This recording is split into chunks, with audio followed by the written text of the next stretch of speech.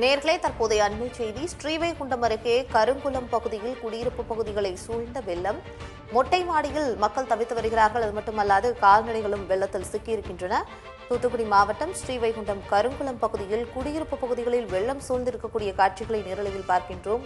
மொட்டை மாடியில் இருந்து மக்கள் தவித்து வருகிறார்கள். கால்நடைகளும் இந்த வெள்ளத்தில் பாதிக்கப்பட்டிருப்பதை நேரலையில் பார்க்கின்றோம். கருங்குளம் பகுதியில் சிக்கியவர்களை மீட்க சென்ற தீயணைப்புத் துறையினரும் திரும்பி வர முடியாமல் சிக்கிக் கொண்டிருக்கிறார்கள். வெள்ளத்தில் சிக்கியிருக்கக்கூடிய பொதுமக்கள், தீயணைப்பு வீரர்கள், கால்நடைகள் வீட்டின் மொட்டை மாடியில் தஞ்சமடைந்திருக்கிறார்கள். இதன் நேரலை காட்சிகளை தற்போது பார்க்கலாம்.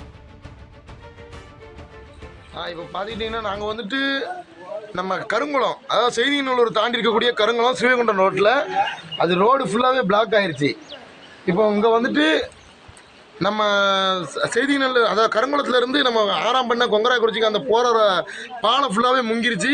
வாகனம் எல்லாமே முங்கிருக்கு. ஏற்கனவே வந்து பாண்டிச்சேரியிலேருந்து வந்த ஒரு வேன், ஐயப்ப சாமி பக்தர்களோட வேன் ஒன்று இருக்குது.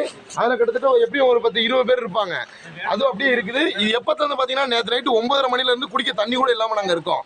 ஆடு மாடு கிட்டத்தட்ட இங்கே ஒரு குறைஞ்ச ஒரு 50-60 பேர் இருப்போம். இதே நேரத்தில் என்னன்னா, நேற்று வந்துட்டு ஒரு 2 பேர் பைக்கில் போனாங்க. அவங்க வந்துட்டு தண்ணியில் அடிச்சுட்டு போயிடுச்சு. அவங்கள காப்பாற்றுறதுக்கு வந்த ஃபயர் சர்வீஸ் அண்ட் ரெஸ்கியூ வண்டியை பார்த்தீங்கன்னா எப்படி இருக்குன்னு தெரியும். அது ஃபுல்லாகவே முங்கிருச்சு. ஃபயர் சர்வீஸ் வண்டி ஃபுல்லாகவே முங்கிருச்சு. நாங்கள் ஒரு 50 பேர் இருக்கோம். குடிக்கிறதுக்கு தண்ணி கூட இல்லை. நாங்களும் யாரெல்லாமோ தொடர்பு கொள்கிறோம்.